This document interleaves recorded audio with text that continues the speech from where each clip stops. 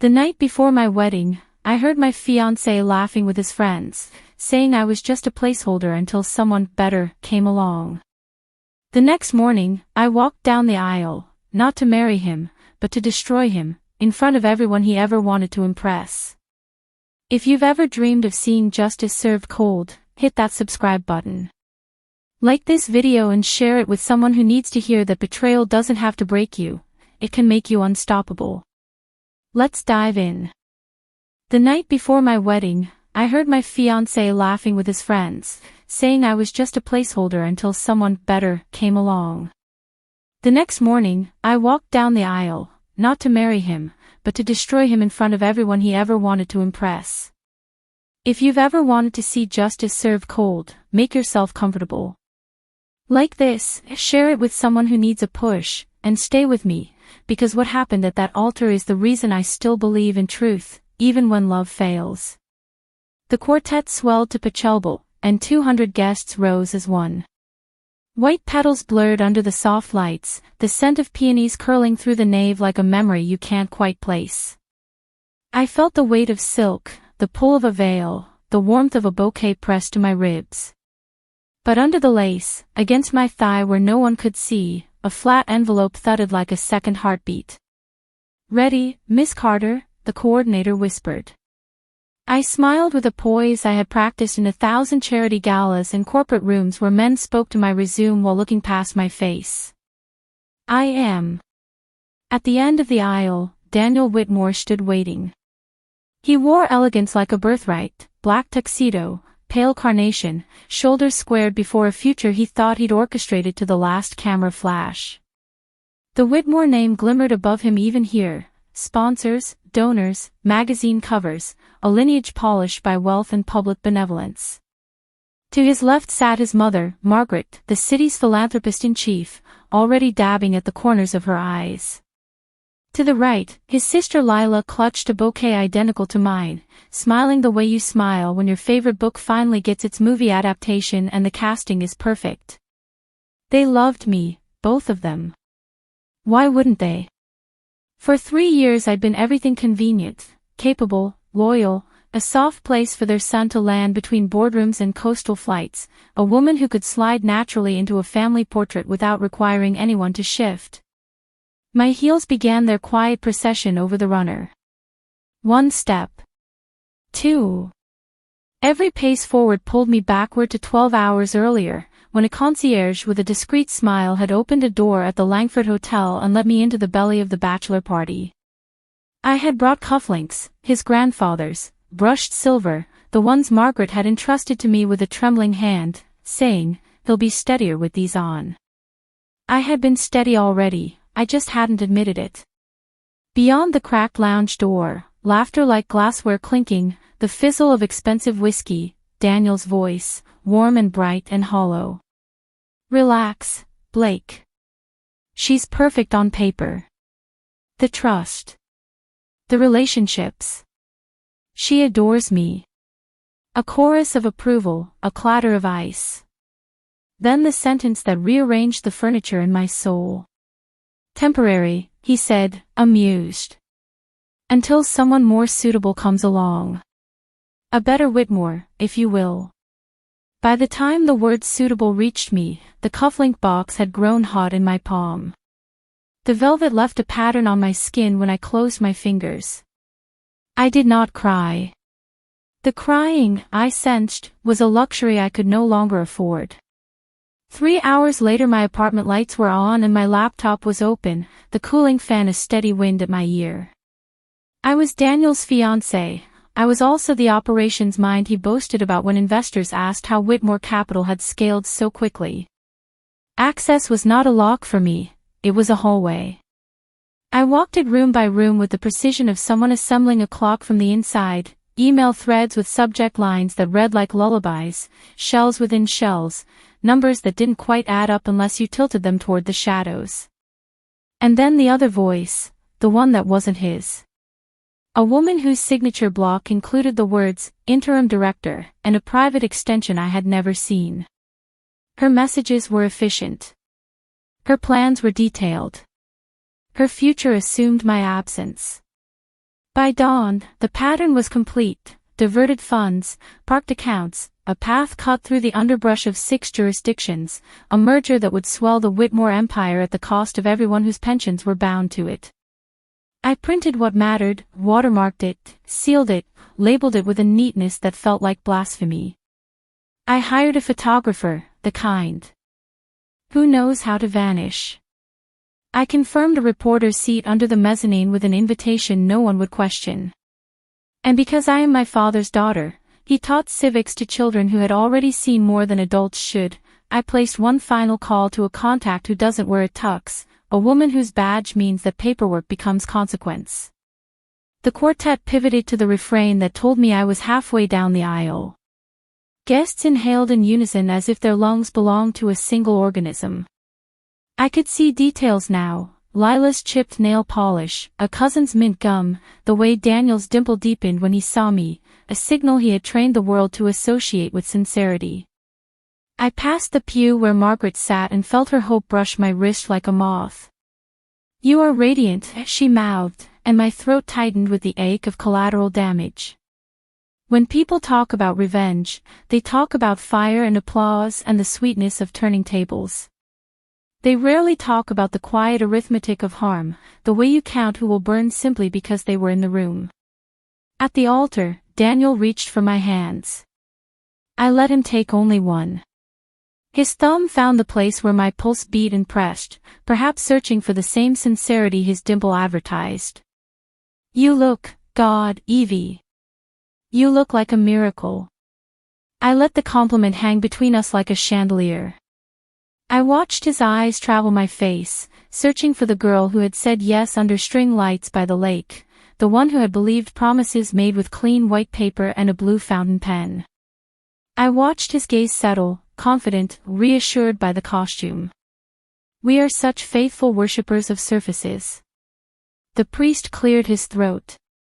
Cameras lifted like a flock preparing to rise. A hush fell, the delicious silence that precedes ceremony. "Before we begin," I said. It was almost a whisper, but it threaded the nave with the authority of something inevitable. The priest froze, palm half raised.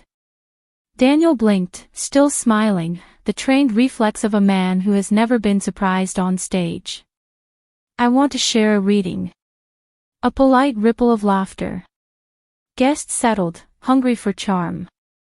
I slid my bouquet into Lila's startled hands, felt the cool absence of flowers, and reached into the hidden seam of my dress. Paper slid into my palm like a blade. "Not from scripture," I added, turning to face our audience. "From a correspondence. It's brief."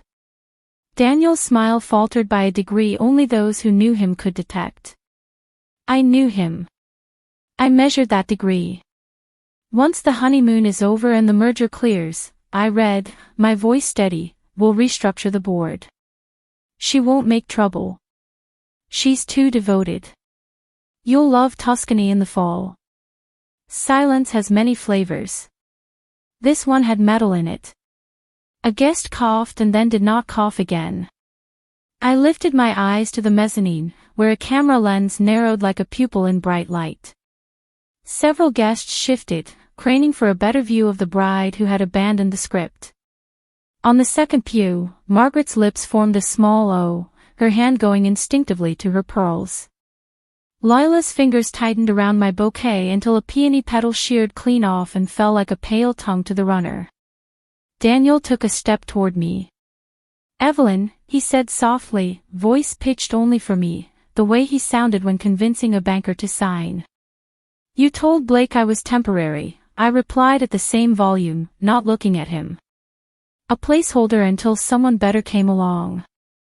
A restless rustle ran down the aisle like wind through wheat. You could feel 200 brains aligning around the same picture, trying to see if it made sense. He recovered fast, that was his gift. "You're upset." "Of course you are. We can step outside and miss the rest of the reading." I lifted another page. "Wire confirmation attached. Move the remainder to the Malta account under Remisura Holdings." Do not use company email. Delete after reading. A man coughed this time and did not stop. In the fourth row, someone whispered the word offshore as if it were sacred. I lowered the papers, only a fraction of what lay in the folder, and let the moment breathe.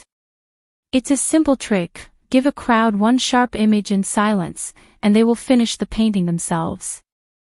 Daniel reached out again, palm open, a gesture rehearsed for apologies he had never needed to mean.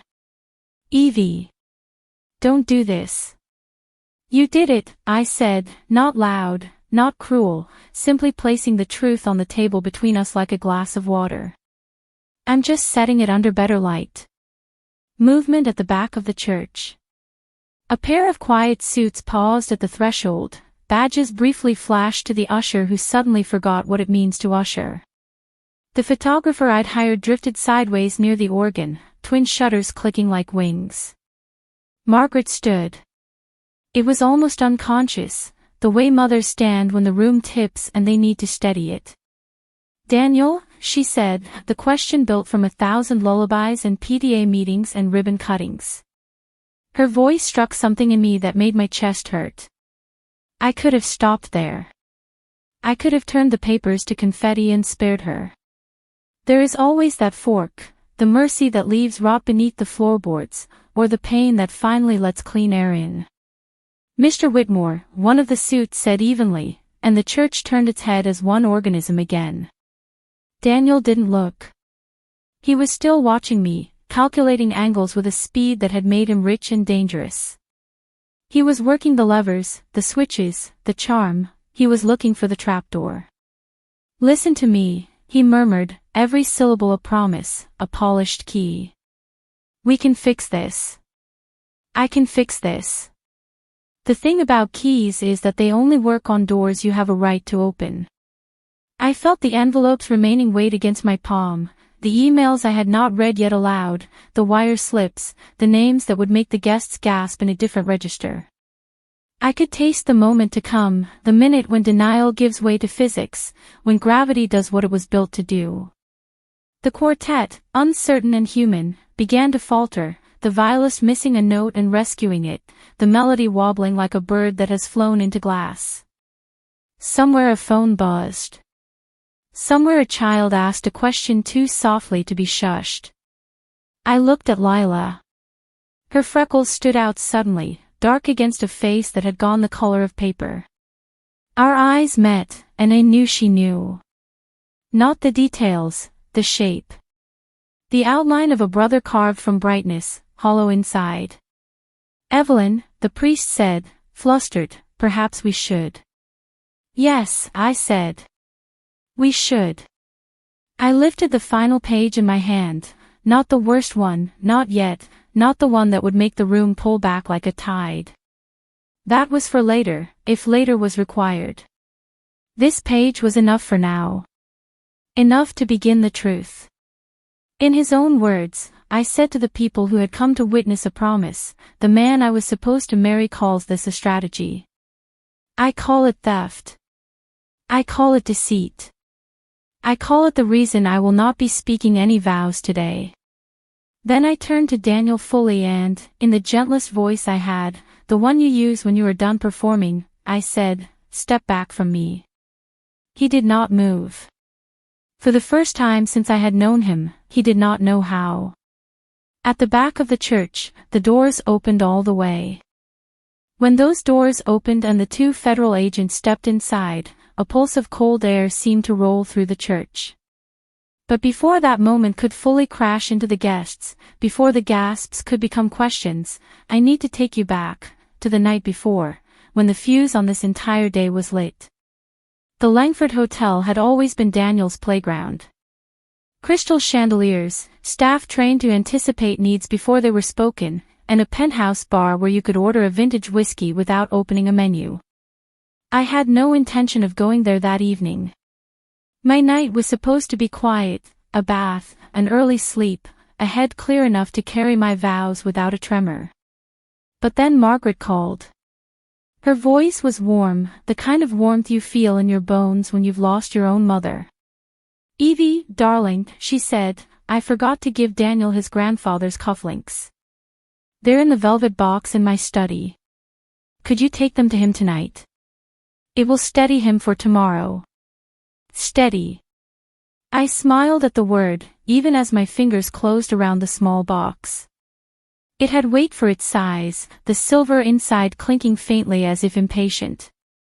I imagined him smiling when I handed them over, kissing my cheek, telling me he couldn't wait to see me walk down the aisle. That was the picture I held in my mind when I asked the doorman to call me a car.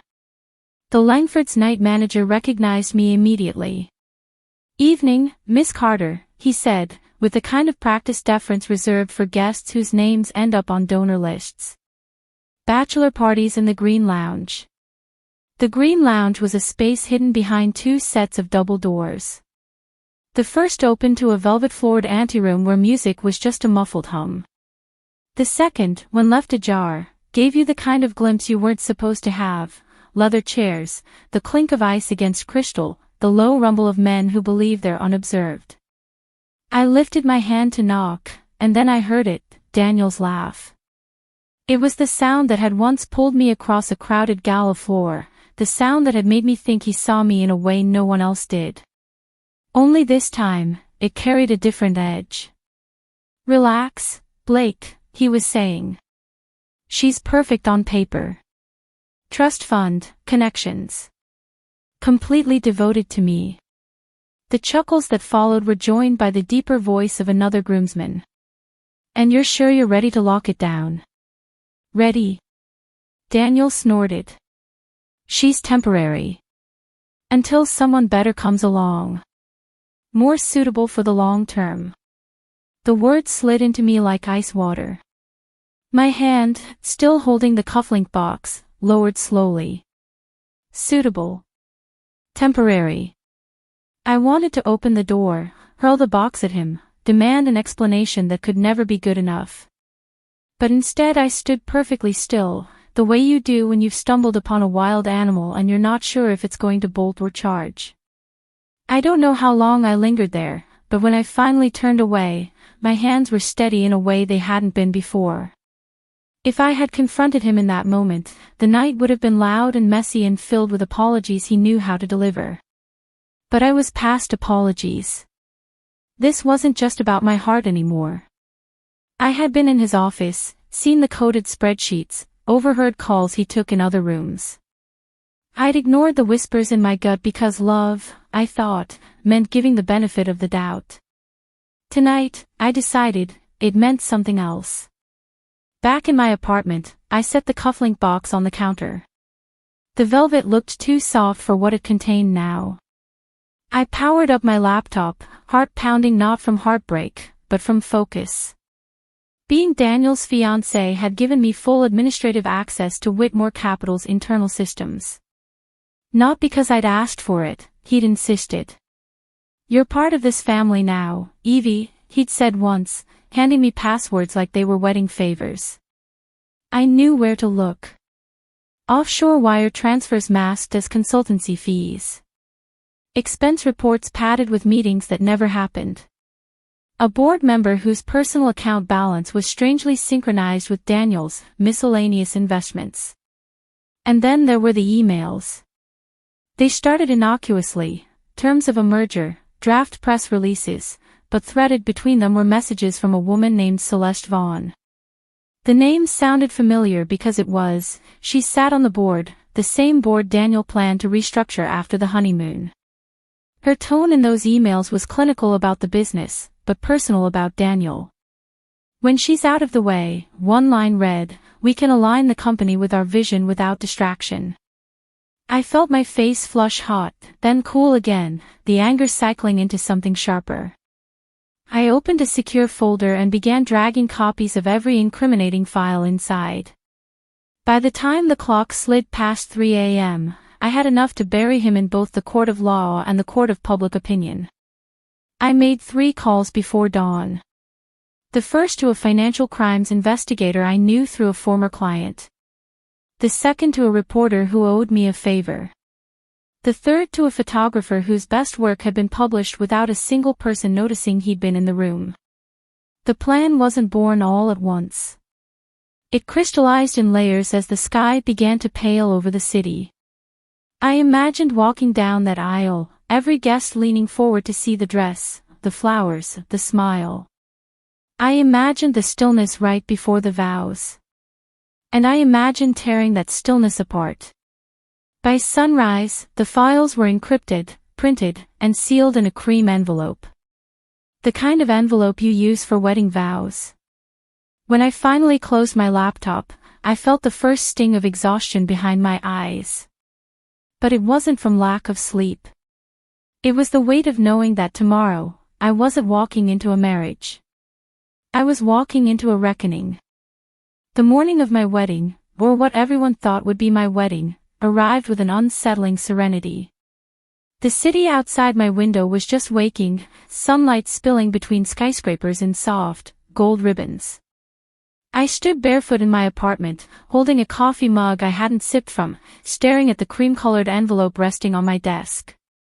Inside it was the difference between walking into a lifetime of deceit and walking into the single most important confrontation of my life. I didn't feel nervous. Not the fluttery, heart-pounding anticipation I had once imagined I'd feel on my wedding day. Instead, my mind was precise, deliberate, every movement measured. I showered, did my hair, and sat at my vanity. The reflection staring back at me wasn't the bride Daniel expected. The curls were perfectly arranged, the makeup flawless, but my eyes, they didn't carry the softness of a woman in love. They carried the steel of someone who had stopped loving a lie. At 9 a.m., Margaret arrived. She swept into my suite at the Ritz, the bridal, getting ready room, with a bouquet of white peonies and blush roses. "They're perfect," she said, her eyes glowing with maternal pride. "Just like you." I smiled, because I still loved her. This was the part people never talk about in stories of betrayal, the collateral damage. I was about to detonate Daniel's world, but the shockwave would hit people I cared for, too. People who didn't deserve it. My bridesmaids fluttered around me in champagne-colored dresses, a whirl of perfume and nervous laughter. Lila, Daniel's sister, came to stand behind me, her hands gentle as she adjusted my veil. "You're going to take his breath away," she whispered. I bit back the bitter truth forming in my mouth. "If only you knew how right you are." Every ping from my phone made my pulse quicken. I had been waiting for confirmation from the investigator, the final piece that would lock this all into place. At exactly 11:43 a.m., it came, additional evidence secured. Reporter in position, ***. I excused myself to the bathroom, locking the door behind me. My hands didn't tremble as I opened the message. Screenshots, a clean, time-stamped, of Daniel's offshore accounts, the diverted company funds, and the most damning of all, emails between him and Celeste discussing their post-honeymoon transition. The arrogance in their tone was almost comical. They weren't just planning my absence, they were assuming it. A knock at the door startled me. "Evie, coordinator says 30 minutes. Lila called. "Just finishing up." I replied, tucking my phone into my bag. I looked into the mirror one more time. My wedding dress suddenly felt like armor. The red lipstick I'd chosen was no longer just for beauty, it was war paint. When I emerged, Margaret was waiting with a small box. "I want you to have these," she said, fastening a delicate strand of pearls around my neck. "They've been in the Whitmore family for generations. Daniel's grandmother wore them on her wedding day. The pearls were cool against my skin. They felt heavy, but not from their weight. They were another heirloom about to become part of this day's collateral damage." "Thank you," I whispered, hugging her. "No matter what happens today, you've been more of a mother to me than I could have hoped for." She looked at me strangely, but before she could ask, the wedding planner appeared with her clipboard. "Places, everyone. The guests are seated. The groom is ready." One by one, my bridesmaids filed out of the suite. I waited until the last had gone, then retrieved the envelope from its hiding place and slid it into the discreet pocket sewn into the lining of my dress. My heels clicked softly against the marble as I followed the planner down the hall. The church was already humming when we arrived. Through the heavy wooden doors, I could hear the string quartet playing Canon in D. I had loved this song once. Now it felt like the ticking of a clock winding down to zero. My phone buzzed one final time, reporter and photographer in place. Business partners seated. Police contact ready, ****. I deleted the message, tucked my phone away, and stepped into the vestibule. The air was thick with the mingled scents of flowers and polished wood. Through the crack in the door, I saw Daniel at the altar, tall and composed, his smile practiced to perfection.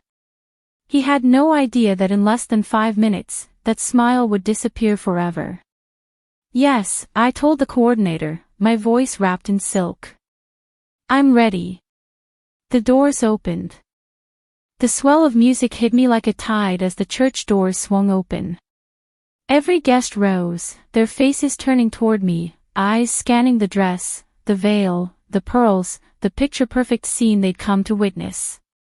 My bouquet of peonies and roses was warm in my hands, but the real weight was against my thigh, the envelope. I took my first step onto the aisle runner, each heel tap echoing in my bones. The light pouring through the stained glass fractured across my dress, scattering rainbow shards over white silk. It was beautiful. It was a lie. And I was about to end it.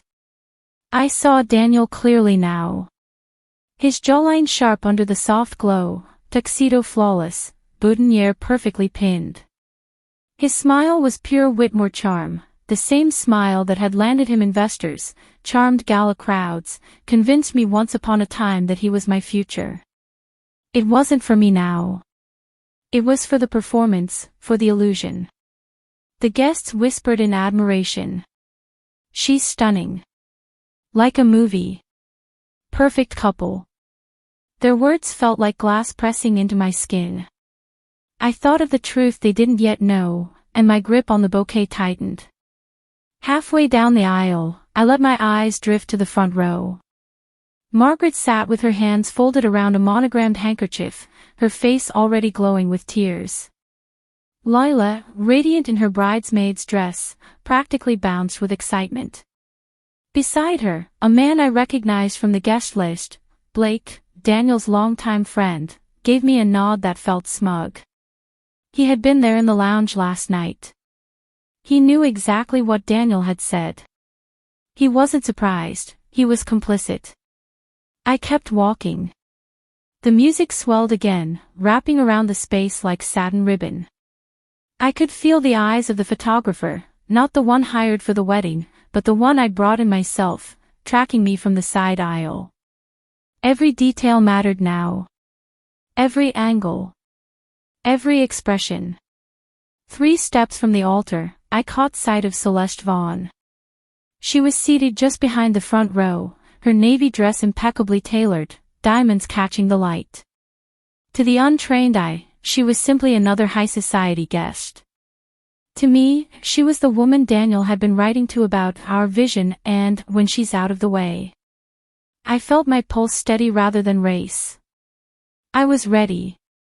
2 steps away, I looked again at Margaret. For a flicker of a second, the sight of her pride and love for me made my resolve waver. But I remembered the offshore accounts, the stolen pensions, the smug certainty in Daniel's voice when he called me temporary. My jaw tightened. I kept moving. 1 step from the altar. Daniel reached out to take my hands. I let him take one. His fingers were warm, his grip gentle, a touch I'd once melted into. Today, it felt like an attempted anchor, an effort to pull me into his narrative. I refused to step fully into it. You look incredible, he murmured. Like a dream. I smiled, the same smile I'd worn at every gala, every fundraiser, every family dinner. Polished, pleasant, and just deep enough to look real. Thank you, I said softly, and then, still holding his gaze, I stepped back. The priest looked from Daniel to me, confused, but ready to begin. I turned to face the guests instead, lifting my voice so it carried to the back of the room. Before we begin, I said, I'd like to share some readings. Not from scripture, but from Daniel's private correspondence. A murmur rippled through the church. Daniel's smile faltered. I reached into my dress pocket and withdrew the envelope. The sound of the paper's seal breaking seemed unnaturally loud in the hushed space. Here's one, I began, unfolding the first page. Once the honeymoon is over and the merger clears, we'll restructure the board. She won't make trouble. She's too devoted. You'll love Tuscany in the fall. The murmurs sharpened. Margaret's head turned toward Daniel, eyes narrowing in confusion. Celeste shifted in her seat. Daniel's free hand twitched. I looked up from the page, meeting Daniel's eyes.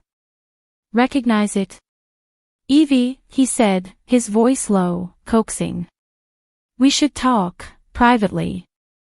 I ignored him, sliding out another page. Or how about this one? Wire confirmation attached. Move the remainder to the Malta account under Remesura Holdings. Do not use company email. Delete after reading. The tension in the room was electric now. Guests were craning to see, whispering urgently. I could hear the clicking of my photographer's camera, rapid, precise, catching every shift in Daniel's expression.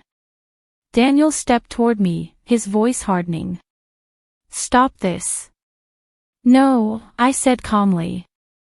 You did this. I'm just making sure everyone knows. At the back of the church, the doors opened again.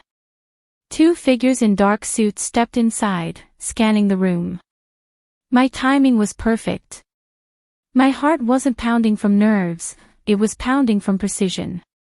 And Daniel, he had just realized he'd walked into a trap. The moment Daniel's eyes flicked toward the back of the church, I knew he'd seen them, the two federal agents standing tall in the doorway, their presence an undeniable shift in the air. The whispers in the pews turned into sharp intakes of breath. People weren't sure yet what they were witnessing, but they could feel it. The polished illusion of a society wedding was cracking. Daniel turned back to me, that smooth composure just starting to fracture. Evie, this isn't the time. It's exactly the time, I said, my voice clear, steady, carrying to every corner of the church. I lifted the papers in my hand. These aren't love letters, Daniel. They're proof. Proof of the money you've been siphoning from company accounts. Proof of the merger you planned behind your partners' backs.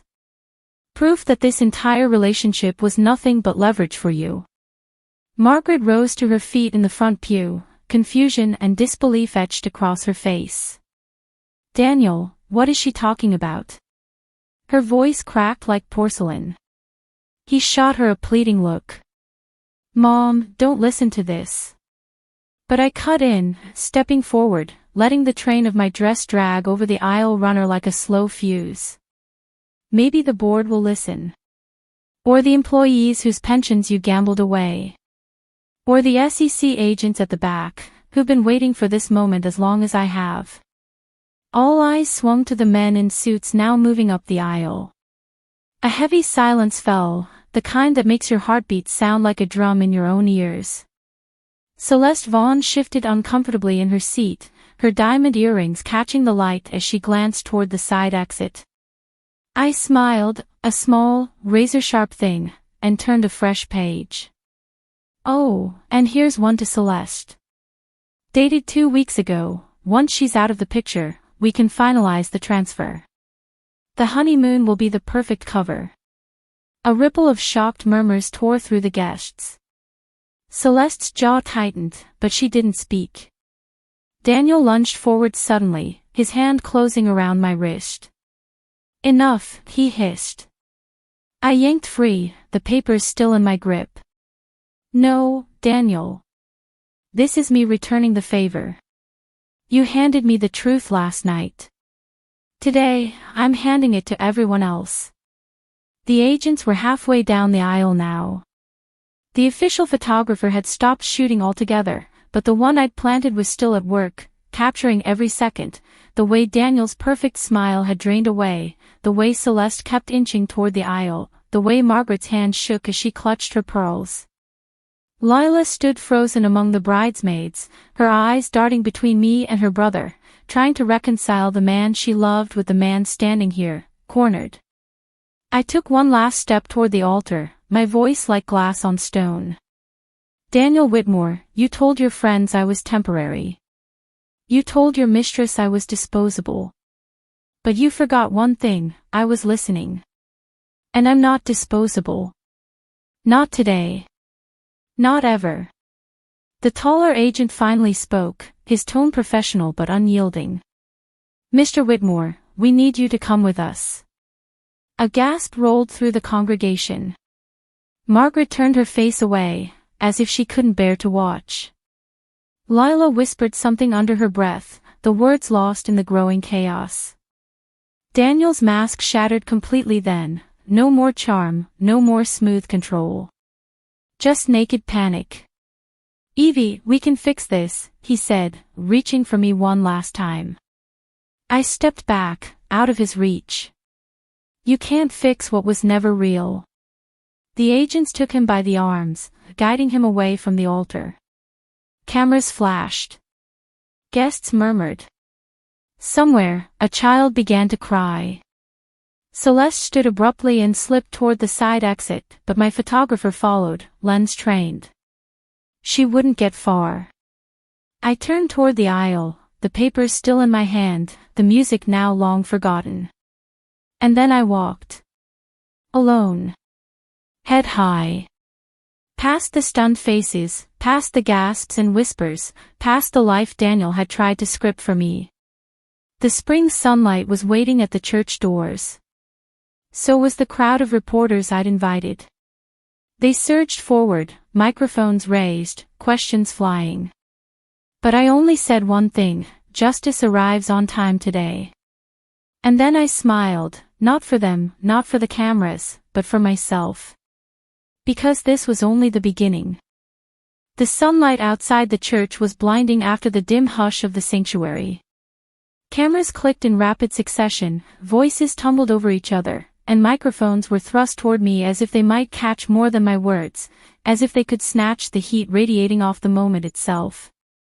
Miss Carter, is it true you called the authorities yourself? Were you aware of the fraud before the engagement? What happens next for you? I didn't answer directly. I wasn't here to give away my strategy in sound bites. I was here to let the images speak, the groom led out of his own wedding in handcuffs, the bride walking alone into the daylight. Those pictures would travel faster and cut deeper than any single quote ever could. Margaret emerged behind me, her face pale but composed, the pearls at her throat trembling with every breath. Lila trailed her, bouquet still clutched in white knuckles, looking like someone who'd been dropped into a foreign country without a map. I didn't speak to them then, not yet. They needed a moment to process what they'd just seen. My driver opened the door to the car I'd arranged that morning. The interior smelled faintly of leather and clean air, a stark contrast to the perfume and tension I'd left behind. As the car pulled away from the curb, I glanced back once. Daniel was being loaded into an unmarked sedan, his head ducked, his mouth moving, probably bargaining, even now. By the time I reached my apartment, the story was already moving online. The photos were everywhere, runaway bride or corporate avenger. Whitmore wedding turns criminal. I didn't need to feed the flames, they were self-sustaining now. I poured myself a glass of water and sat at my desk, opening the secure folder where the rest of my evidence lived. What I'd read aloud in the church was just enough to trigger action. But the full trove. That was the demolition plan. The financial investigator had already passed it to federal prosecutors, but I still had my own copies. This wasn't about revenge for revenge's sake. This was about dismantling every structure Daniel had built on lies. The first call I made was to the reporter. "You've got your lead," I said. "I'll send you the rest. But I want one thing clear, the employees who weren't involved need protection. This isn't just about burning it all down, it's about saving what can be saved." The second call was to my lawyer. We discussed the engagement, the joint ventures Daniel had tried to rope me into, and the shares in Whitmore Capital I'd been granted as a wedding gift. They would now be evidence. By the time I closed my laptop, the adrenaline had begun to ebb, leaving me with a strange, hollow quiet. I'd taken the first shot. The next moves would be slower, more methodical. Court filings. Asset freezes. Depositions. None of it glamorous, but all of it necessary. 3 days later, the shockwave hit Daniel's inner circle. Business partners withdrew. The Whitmore board held an emergency session. Celeste's resignation letter leaked to the press, a carefully worded denial wrapped in an admission. She'd stepped down to focus on personal matters, but the subtext was as loud as the cameras had been at the church. That same afternoon, I heard the knock at my door. When I opened it, Margaret stood there, holding the velvet cufflink box I'd never delivered. Her eyes were red-rimmed, but her voice was steady. "These don't belong in our family anymore," she said. "They belong with you. For having the courage to do what no one else would." I stepped aside to let her in. We sat across from each other at my small kitchen table, the city a blur of movement beyond the window. She set the box between us. "I failed him," she whispered. "I must have, for him to turn out like this." "No," I said quietly. "He made his own choices. You gave him every chance to be better. He just didn't take them." For a long moment, she said nothing. Then she closed the box and slid it toward me. "Take them. Not as a keepsake. As a reminder." After she left, I placed the cufflink box beside the envelope that had ended my engagement. Symbols of two different nights, bound by the same truth: some things have to break before they can be rebuilt. And I wasn't done breaking things yet. The weeks after the wedding that wasn't unfolded like a carefully timed chess match. Every day, another piece moved into place. Court filings hit the docket. Subpoenas went out to banks in 3 countries. Anonymous tips, many of them planted by me, began surfacing in financial watchdog circles, pointing straight to Whitmore Capital's offshore web. The first real blow came when federal prosecutors announced formal charges: wire fraud, securities fraud, embezzlement. The press release was clinical, but the headlines were anything but. Whitmore empire built on lies. From groom to defendant in 48 hours. Daniel's photo, the same one from the altar, where his eyes had just started to realize the trap, was now plastered beside every article. I didn't watch the coverage out of spite. I watched it the way a surgeon reviews scans after removing a tumor, to make sure nothing malignant remains. The day after the charges dropped, Lila called. Her voice was unsteady, but there was steel under it. "You could have told me," she said. "I could have." "You couldn't have," I interrupted gently. "You loved your brother too much to see what he was." Silence hummed between us. Then she said, "I want to help now. Tell me what to do." I hesitated, because I knew involving her would make her a target. But she wasn't asking out of guilt. She was asking because she finally saw the truth. "Start with the board," I told her. "Clean house. If they're still loyal to him, they'll drag you down too." Over the next month, Lila dismantled the inner circle Daniel had relied on. She found allies among junior executives, people tired of being ordered into gray area deals and whispered meetings. Slowly, she began turning Whitmore Capital structure inside out. Meanwhile, my own work intensified. The federal agents handling the case invited me to their downtown office, where I spent hours walking them through the files I'd pulled. We sat in a glass-walled conference room overlooking the skyline. On the table, stacks of documents, each one a nail in Daniel's legal coffin. This email chain, I said, tapping a page, connects the Malta account to the Remesura shell company. Follow the money from here, and you'll see how it loops back into Whitmore's operating budget without showing up in the ledgers. One of the agents whistled low. You could have been an investigator yourself. I was engaged to one of the most arrogant criminals you'll ever meet, I replied. It's amazing what you learn when you stop ignoring the signs. Outside the conference room, I could see reporters waiting by the elevators, hoping to catch me on the way out. I didn't give them the satisfaction. This wasn't about building a public persona. It was about building a case. Celeste Vaughn's name surfaced again when she agreed to cooperate in exchange for a lighter sentence.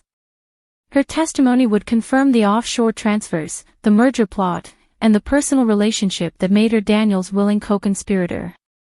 I had no illusions about her motives, she was saving herself. But her words would still help bury him. At night, when the city lights glittered against my apartment windows, I sometimes felt the quiet press in. I wasn't lonely, exactly. Just aware of the space where my life had once been aimed at a completely different future. That space was empty now, but it wasn't hollow. It was room I could fill with something real. By the third month, the prosecutors told me the case was airtight. If he takes this to trial, he's looking at decades, one of them said. He won't, I answered. Daniel's entire life has been about control. He'll try to bargain. But even if he cuts a deal, everyone will know what he is. And that, maybe more than the sentence itself, was the point. Stripping away the mask.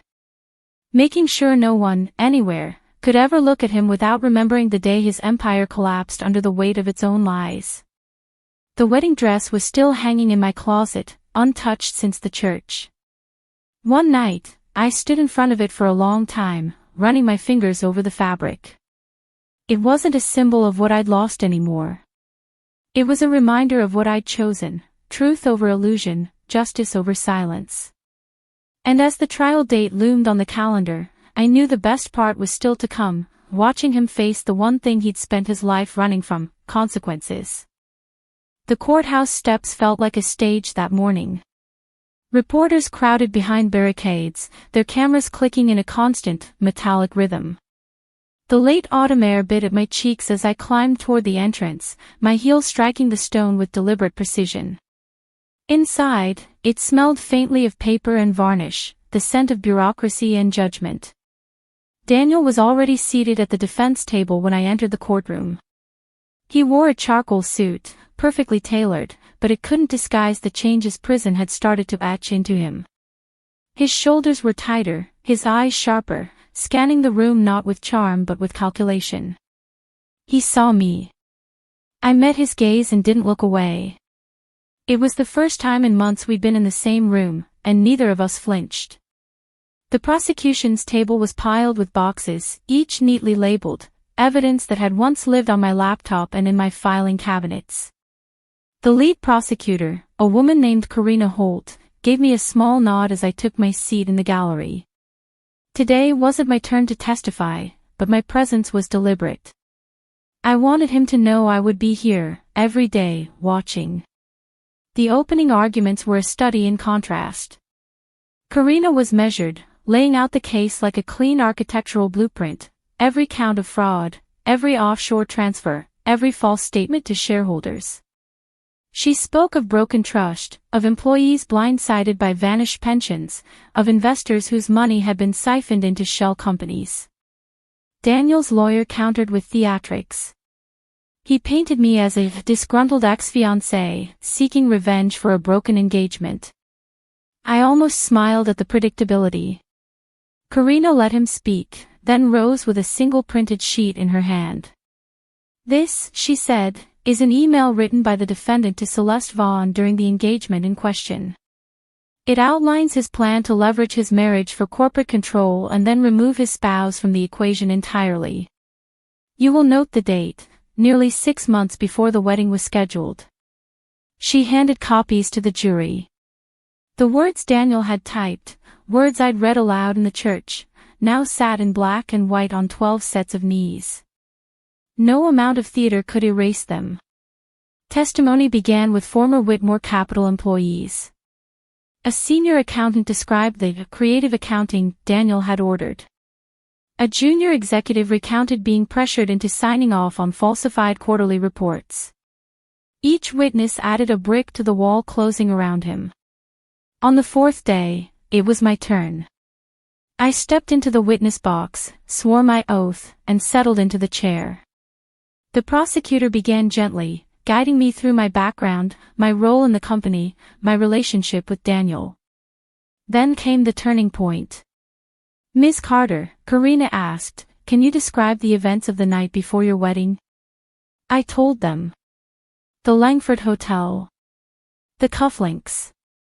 The laughter through the half-open door. The words that gutted 3 years of my life in less than a minute. My voice didn't shake. I described opening my laptop, the files I'd found, the steps I'd taken to preserve and deliver them to the authorities. Daniel's lawyer tried to rattle me on cross-examination. "You're telling this jury that you acted out of civic duty, not personal vengeance." "I acted because the truth was too big to ignore," I said evenly. "And because every person sitting here deserves to know the difference between a partner and a parasite." A few jurors shifted in their seats, their eyes flicking toward Daniel. The trial stretched over 3 weeks. Each day peeled back another layer, more documents, more witnesses, more transactions that painted the same picture: calculated greed.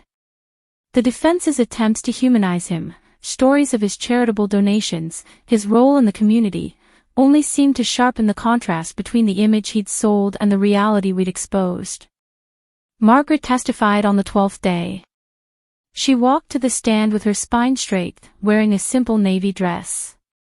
When asked if she believed the charges against her son, she didn't hesitate. "I believe in the truth," she said. "Even when it's hard. Especially when it's hard." It was the moment Daniel's face cracked. Not the public mask, but something deeper, a recognition that the foundation he'd taken for granted had shifted beneath him. On the final day, the jury filed back into the room.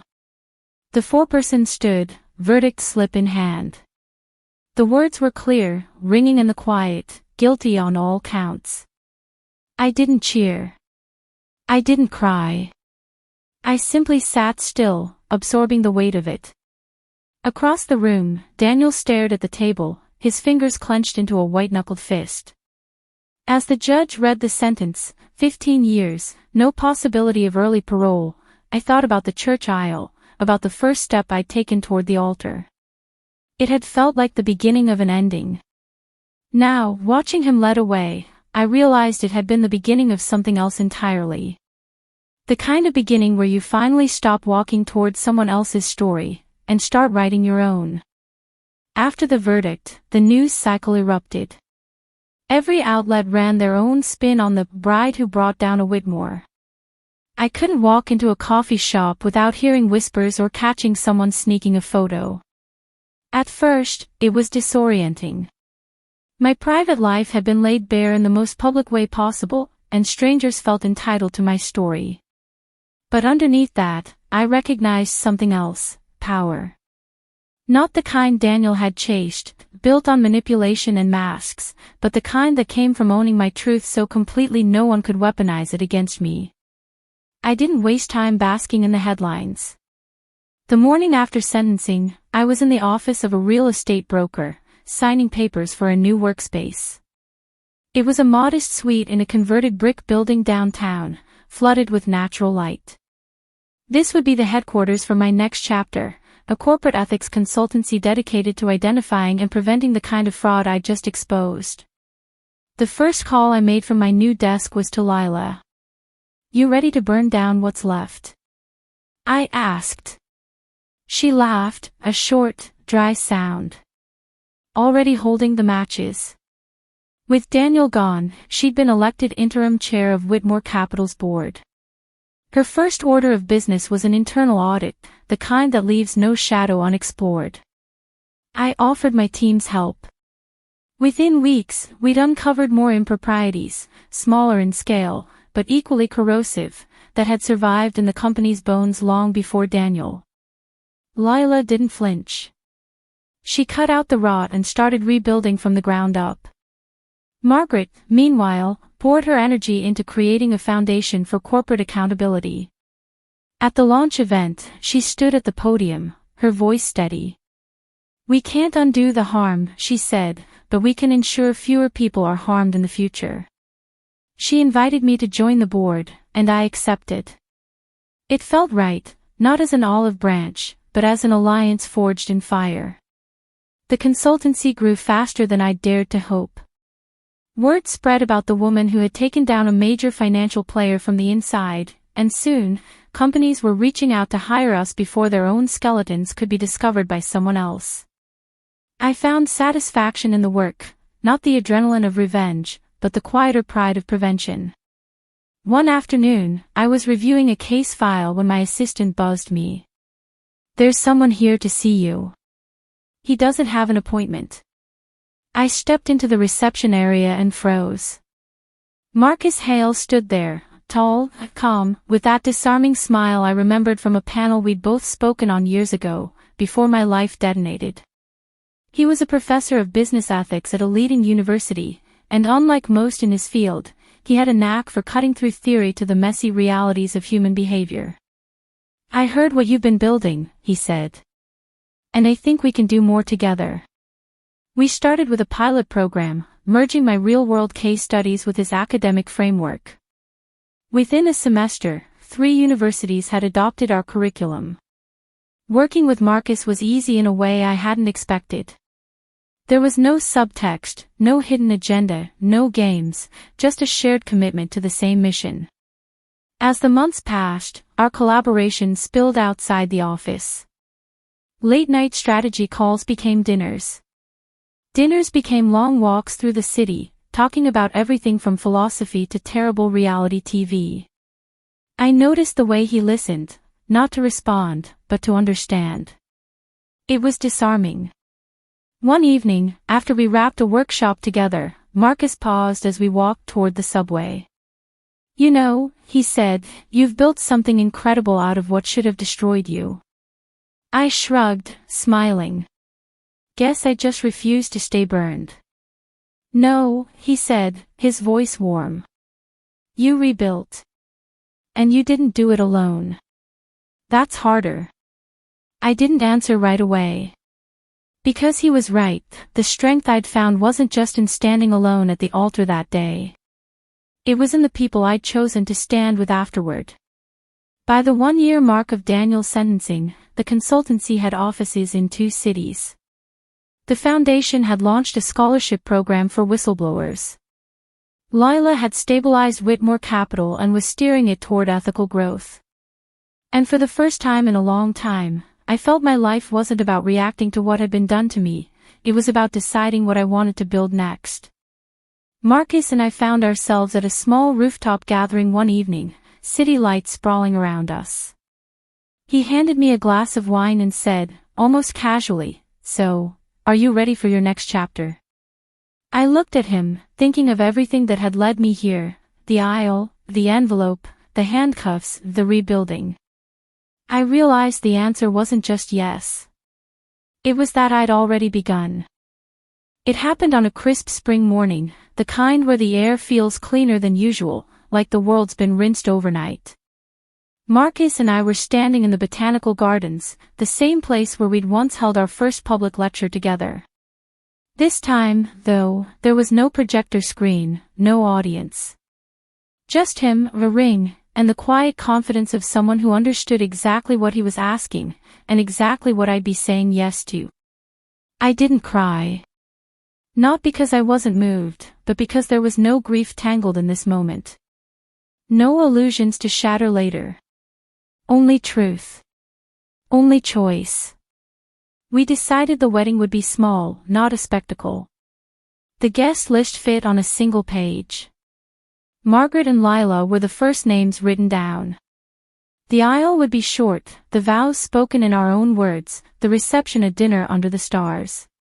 The morning of the ceremony, I stood in front of the mirror, fastening a pair of simple pearl earrings.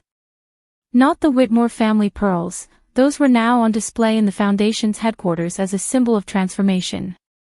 These pearls were my own, chosen because I liked them, not because they came with history. Margaret helped adjust my veil, her eyes warm. This time, she whispered, "Everything is as it should be." I believed her. Lila was already outside greeting guests, her laughter carrying through the open garden doors. She had become one of my closest allies, and though we didn't talk about Daniel often, I knew his absence in our lives had given us space to become the kind of family that's chosen, not inherited. Marcus stood waiting at the end of the aisle, wearing a navy suit and a smile that didn't just say he loved me, it said he respected me. As I walked toward him, there were no cameras waiting to twist the story, no secrets hiding in pockets. Every step felt light. When it was time for our vows, Marcus spoke first. "You've taught me that love without honesty isn't love at all. You've shown me what it means to stand in truth, even when it's hard. And I promise to walk beside you, not in front of you, for every chapter we write together." My turn. I took his hands, feeling the steady pulse beneath his skin. I've stood at an altar before, but I wasn't really seen. Today, I stand here fully seen, fully known, and still fully chosen. I promise to choose you every day, not because I need you to complete me, but because you inspire me to be more than I am alone. We sealed it with a kiss, and the applause felt different from any I'd ever heard. It wasn't polite. It was joyful, unrestrained, like the sound of people who knew the whole story and were rooting for this ending. The reception glowed with candlelight and low laughter. Margaret made a toast, raising her glass toward us. To building something better, together. Lila followed, grinning. And to the sister I got through the strangest of circumstances, and wouldn't trade for anything. Later, Marcus and I slipped away from the crowd, walking a quiet path lined with blooming cherry trees. He stopped under one and said, "Do you ever think about how different things would be if you hadn't overheard Daniel that night?" I thought about it for a moment. That night didn't ruin my life. It revealed it. And it gave me the chance to choose a better one. He smiled, pulling me closer. "And you did." As we walked back toward the laughter and the lights, I realized that the vows I'd spoken today weren't just for Marcus. They were for myself, too, a promise to never again compromise truth for comfort, or shrink to fit into someone else's story. This was the life I'd built from the ashes. And this time, it was mine.